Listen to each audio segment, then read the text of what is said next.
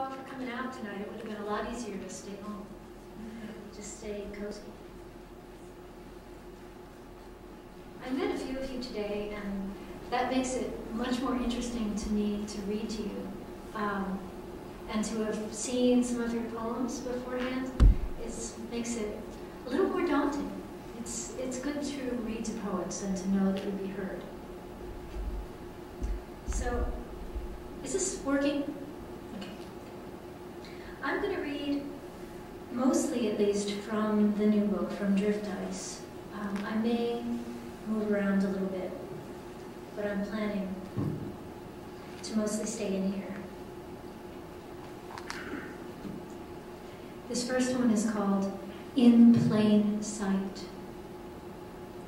Ancient of days, old eskered land, rivered and laked, strewn with sown and seeded with hemlock, hickory, oak, alder with an appetite for meadow, meadow with a hunger for rain, rain with a passion for thunder, fire, whatever comes next. I'm getting on, and what I know wouldn't fill an acorn cap, doesn't grant me the warrant to search beyond the plain sight details.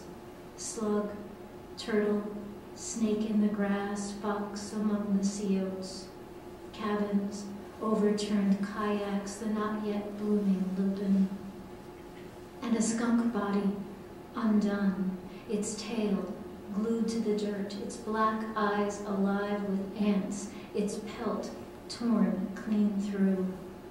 Judge, panel of judges, are you listening?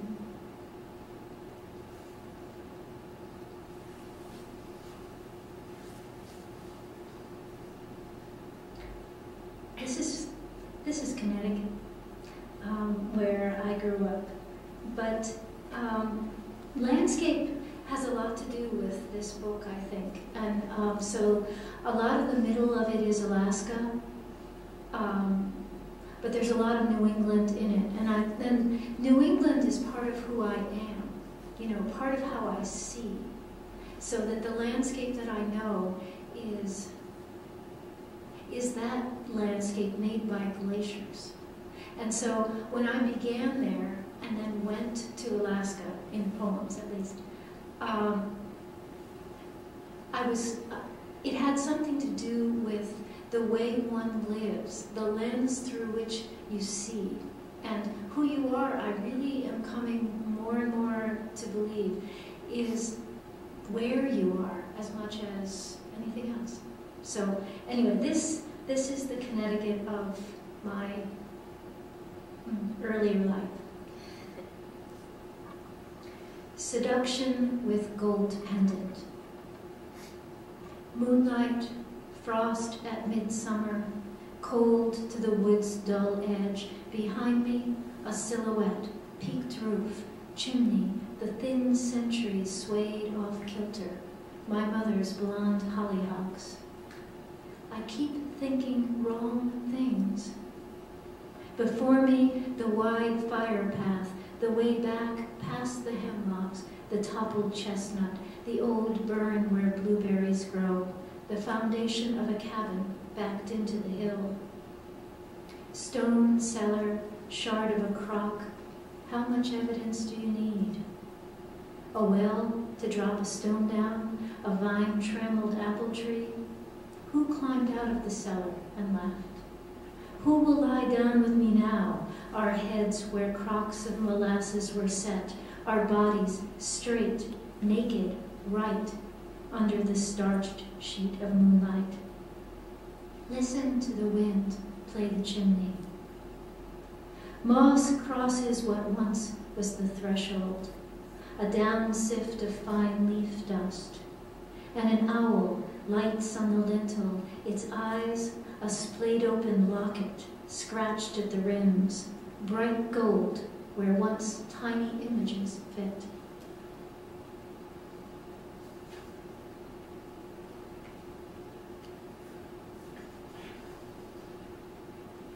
This moment might help you to know a little bit about arrows. Arrows have, you know those little feathers at the end of the arrow? That's called the fletching. So an arrow is fletched with feathers. A quiver of arrows. Fletched with the voice of the mourning dove, its shaft a length of willow wood, the first never misses and never hurts when it hits enough. At 14, I owned a recurved bow, recurved and blue as a columbine's petals. My arrows opened the mouth of the target. It said in the straw, dread, dread, dread, dread.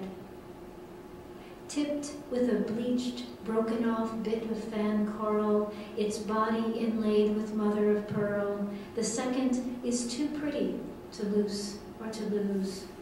Call it every word he said.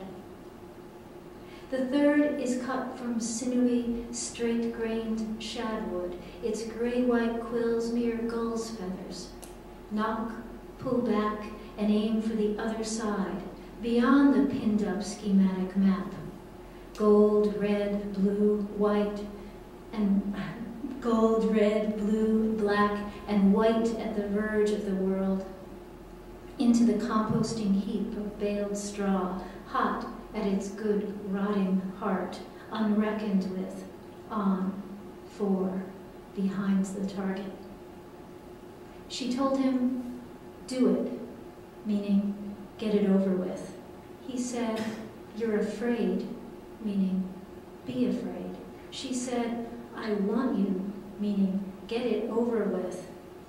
Tears caught in the hairs around his nipple.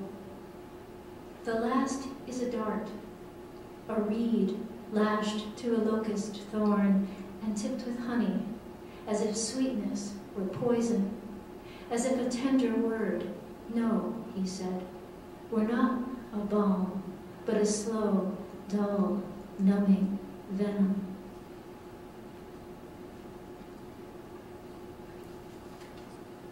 This next one is about a exhibit I saw at a museum back before even the first Gulf War of artifacts that were taken from the area near Baghdad. An archaeological dig that probably now is gone, more than dug up, a big hole. But from that, right from that dig, they took, among many other things, these tiny little glass vials. And they were in the exhibit, and you could look at them. 4 unbroken, blown glass vials. As light in my arms as a sheaf of dried yarrow, the 2-week-old infant, not mine, I forget her name, stiffened and shook, little seizures in the silence between us. Alone in a too-soft motel room bed halfway from the coast to Chicago, I woke to how not here, a stranger in the next room, crying bewildered, unchecked sobs. I knocked once at the door, and the crying stopped. 22, daydreaming, idle in the shade of a roadside cherry, bird noise, the almondy fragrance of cherries, a marriage over, an ache, and I with the smooth round stones in my mouth. Seeking evidence of a lost kingdom, they unearthed a grave. The exhibit, 2 broken and 4 intact tiny vials etched with salt. Dried tears, a grief preserved 900 years.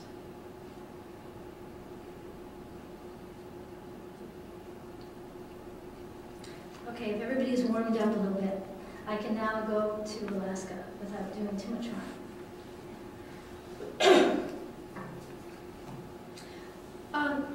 I went there partly because, as I said to one of the classes, I was obsessed with icebergs. I kept having dreams of icebergs. I thought about icebergs all the time. I thought, if you cut into one, what's it like inside? I thought, what do they look like? You know, you see those nature shows. Don't you wonder, what do they sound like? You know, all of that. I was just obsessed. I had to see them. And I was also really, really interested in the effects of the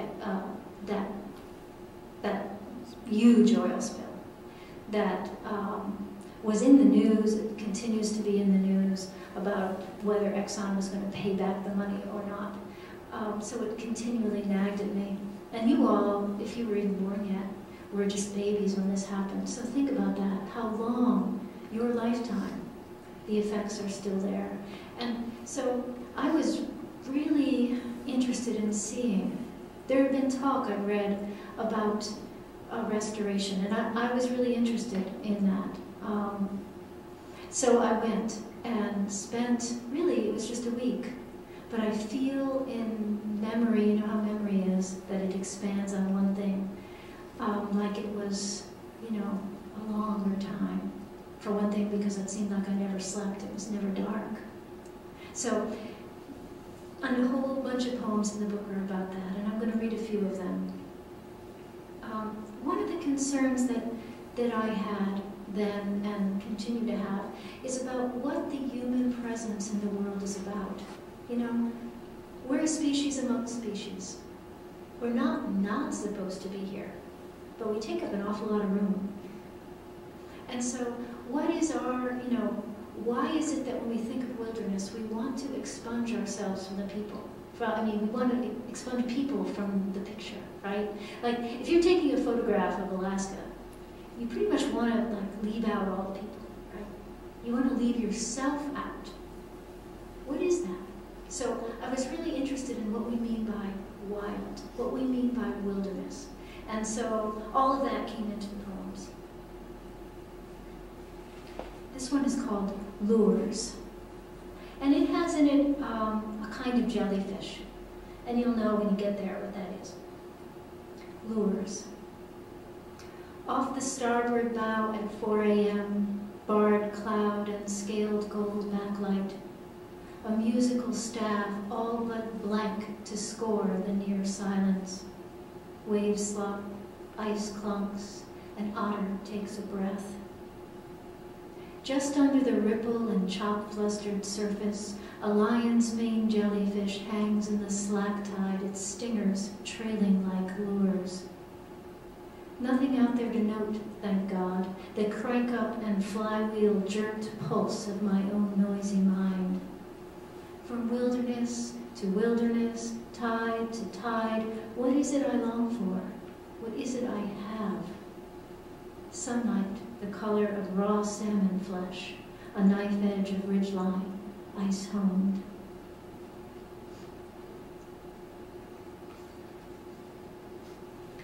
And this one is going to tell the story of what happened that night when the ship rammed Bly Reef in off of Valdez, Alaska.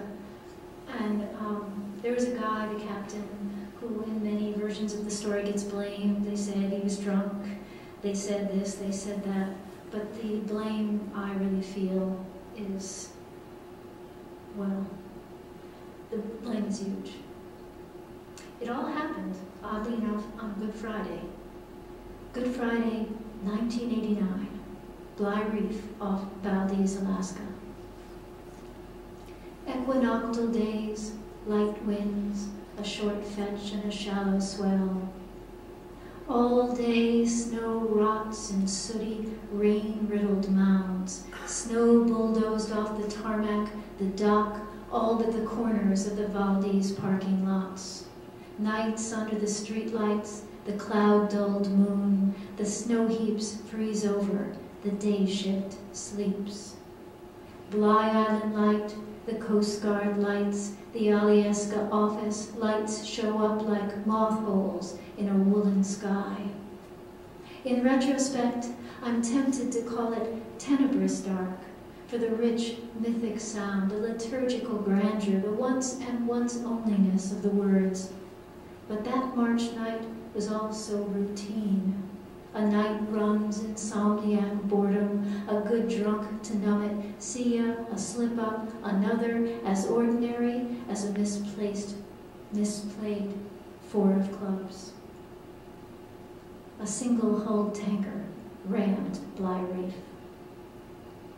It's hard to give up the illusion of once, of before, of primordial clean, a world, a sound, a single pristine cove untouched by human greed and grief, the smear of human fingers.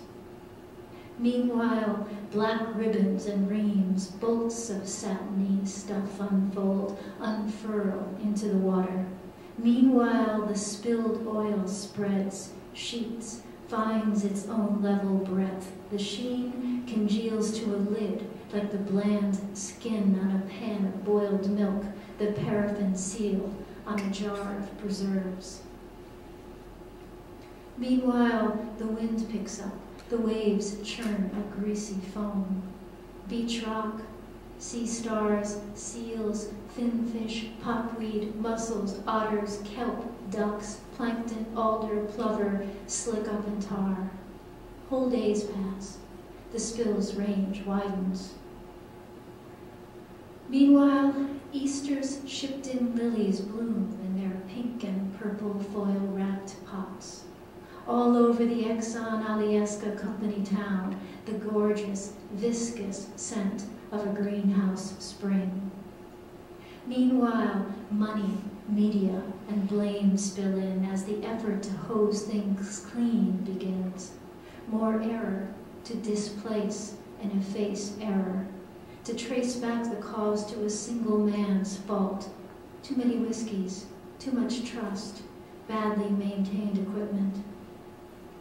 And hot oil slides down the pipeline toward Valdez. And a tanker plows through the swells off Las Palmas, Long Island, Galicia, the Niger Delta. There's an oil spill almost every day. Not all of them huge, but every day.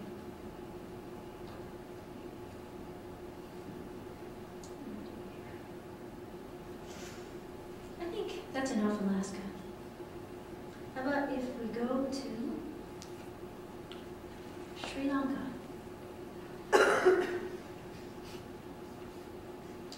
Where I spent some time years and years ago. I thought of it again at the time of the tsunami, and so it's been in my mind. Kandy, where this poem takes place, Kandy with a K, is the old capital in the center of Sri Lanka. At a bus stop outside Kandy, the roadside tea stall closed at that hour. Dogs curled in the chaff-flecked, flowery dust under the table. The chime-man himself in a drowse of scorched milk, diesel, spilled orange Fanta. We took the only path from the road we saw. A kingfisher dove through the gap in the algae surface of the pond. For the moment, it was gone, green through the eye of the green pond. An afterimage of fanned wings furled and bent back as if unhinged. I could have vanished, but I didn't. I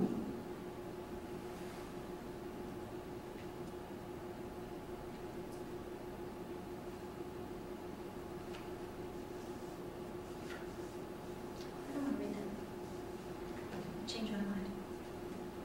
This one is about the tsunami, and about, in particular, some of the, you probably saw this too on TV, the pictures of those children lined up on the shore, the children that had died, that had been pulled out of the water.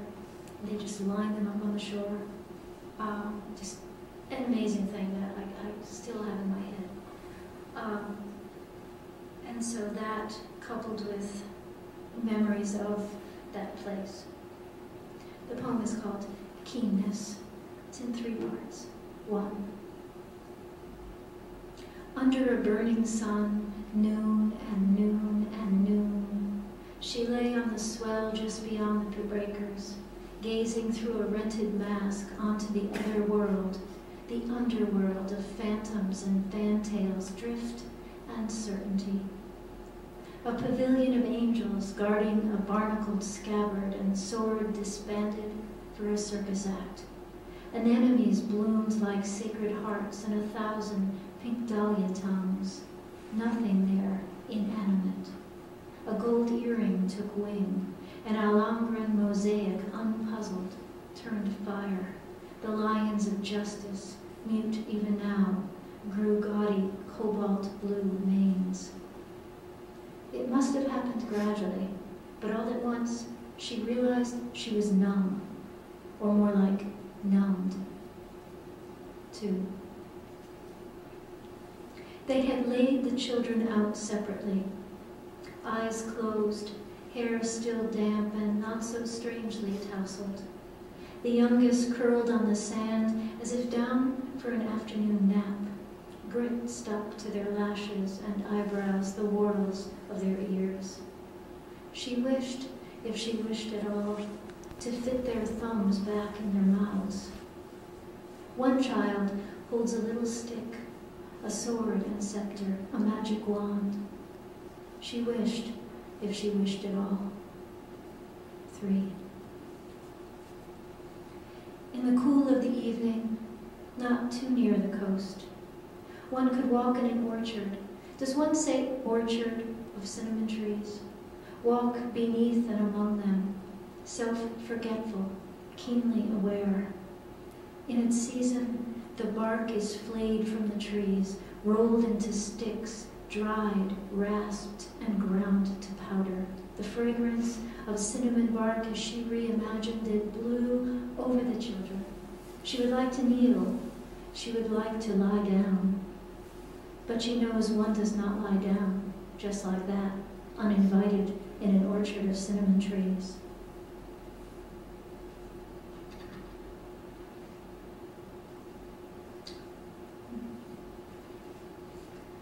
For luck, I'll read one new one. Very new. So you have to tell me. Hardly anybody has seen it. Canticle of Stone. A canticle is a little song. Canticle of Stone. An almanac of storms, spent rains, snows snowed and summers quenched. A ledger of debts and excesses, each 10 billion lives compressed to a mineral glyph, a serif. A glossary of mats and glints, sift and flow, clench and thaw. History told backwards, the score, the gospel of evolution, sutra of change, psalter of anti, anti, anti. Unplotted, unauthored, all idiot and opposite, an endless dissertation on. And one more.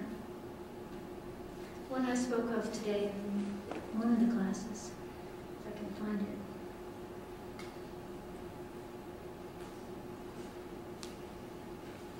The one that's in 2 voices that I spoke of, about the victims of the atrocities at Srebrenica.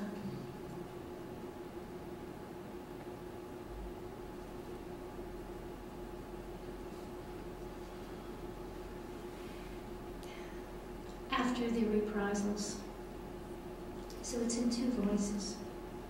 Imagine a mother and a child. Where will we sleep? Under a laurel tree in the forest. Who will water the garden while we're gone? The rain will fall as soon as it can. Where will we sleep when it rains? Under the wing of an angel, between the drops. Stop it. Where will we sleep in the rain? Under the laurel tree in the rain. Who will pick the beans in the morning? Soon you will, like always. Who will pick the beans in the meantime? No one. The shells will blanch and parch, palsy and shake, fall and reseed themselves, I promise. If we take the forest, where will the fox sleep? Where will the wren build her nest? Who will wind the clock? No one. The clock will stop.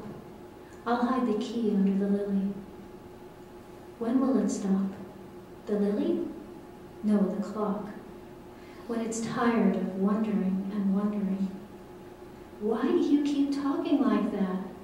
I'm afraid, and I'm tired of wondering and wondering. What will we eat in the forest? After this bread and cheese? Yes. Whatever the crow drops from her beak, whatever the fire won't burn. Thank you very much.